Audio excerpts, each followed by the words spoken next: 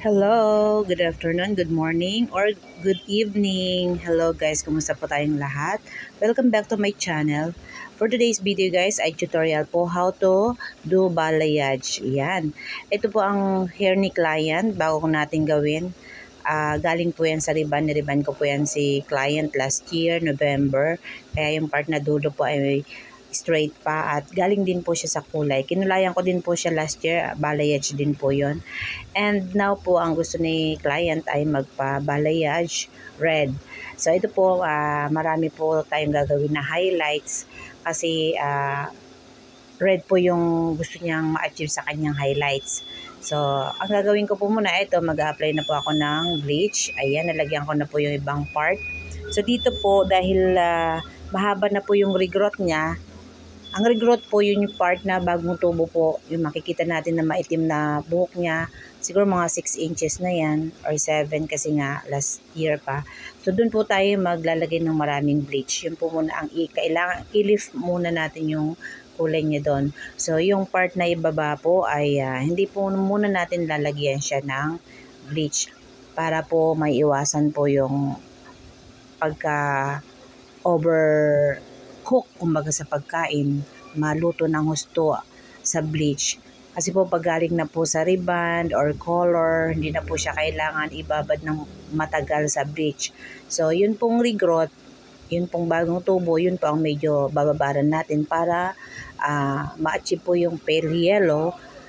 At nang sa ganon, pag naglagay na tayo ng hair colorant na red ay kakapit po yung color red.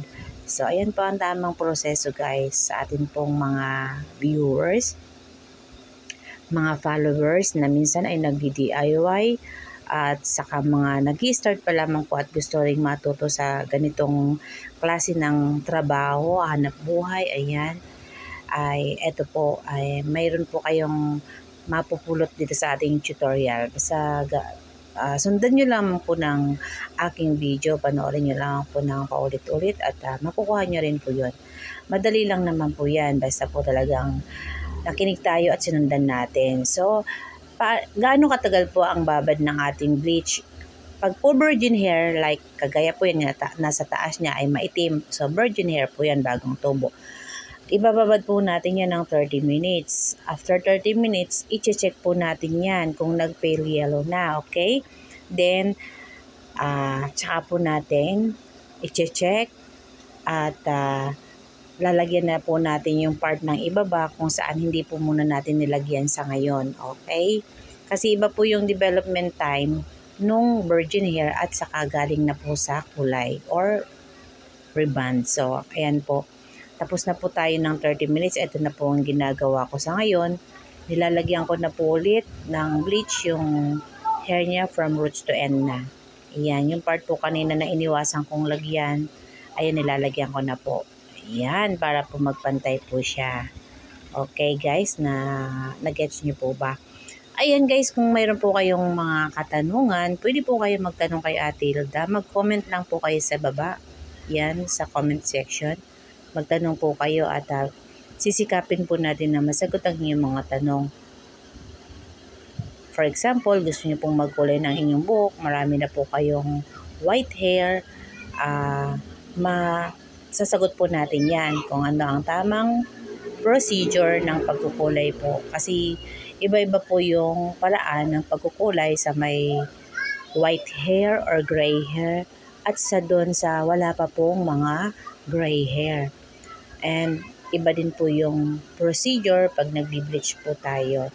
Ayan, iba-iba po ang procedure sa pagkukulay po. Ano po, pag virgin hair, galing na po sa kulay, ayan, may puti, iba-iba po talaga yan. So, dito po sa mga video ko, ay marami po kayong makukuhang tips or matututunan. Yung iba pong mga na-upload ko pa dati po, meron dun how to color gray hair, meron po, hanapin nyo lamang po sa aking mga video. Ayan. Ayan nga po, sa pagbi-bleach naman po, yan po ang medyo delikado. Kailangan po talaga ay aralin muna natin. Manood po muna tayo sa mga tutorial paano mag-bleach po para po maiwasan natin na magputol-putol ang ating mga buhok. Nakikita nyo naman po sa mga news, diba, na marami pong nakakalbo dahil sa pagbe-bleach.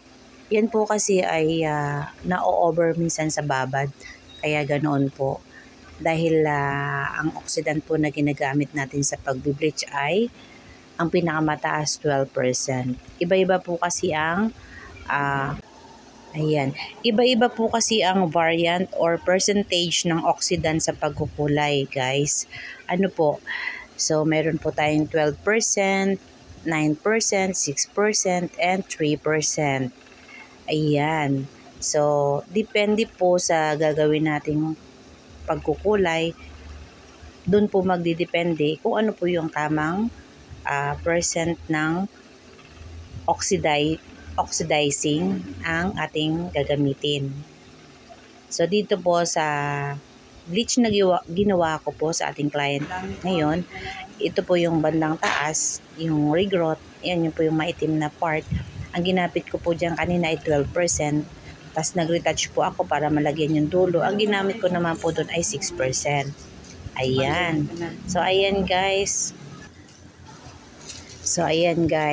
Nire-retouch ko po. Ilalagyan ko na yung mga part na baba na hindi ko kanina nilagyan. Ayan po. Para po maging pantay po yung pagka-pale yellow nila. Ayan. Yan po. Bakit po natin binibleach yan? Para po tumalab yung red na gusto niya. Okay? So, ang base color niya po ay red din. Pero, mamaya po, hindi po yan magiging isa ang kulay. Kumbaga, magiging two-tone siya kasi yung part na hindi ko binleach ay nakikita lang yung red niya pag nasisikatan ng light or yung pag sa reflection ng light. Ano po? Yan. Kaya makikita niyo po mamaya yung magiging outcome niya.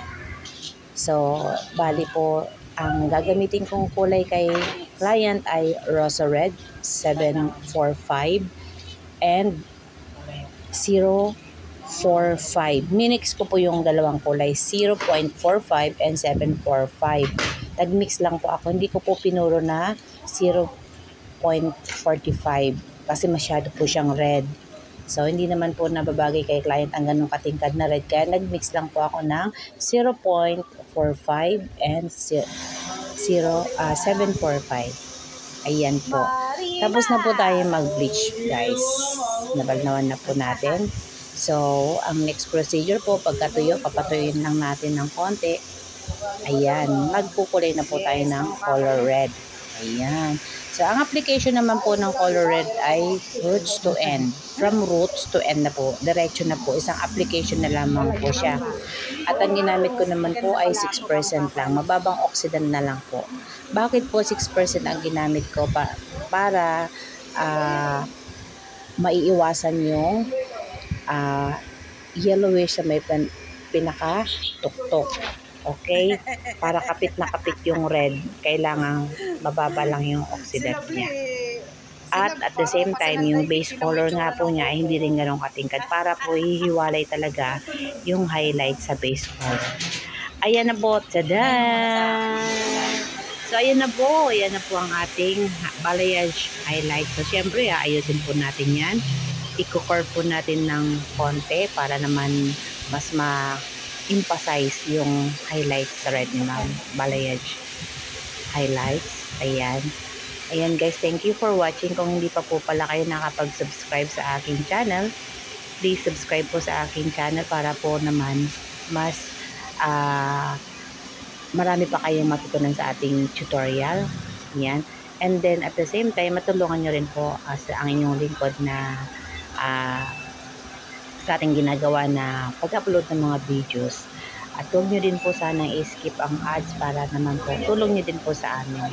Para naman po kami ay mas lalong sipagin ng mga nag-YouTube. Yan. Ano po, maraming salamat po. Ayan na po, kinulot-kulot po natin ng bahagya. Ayan.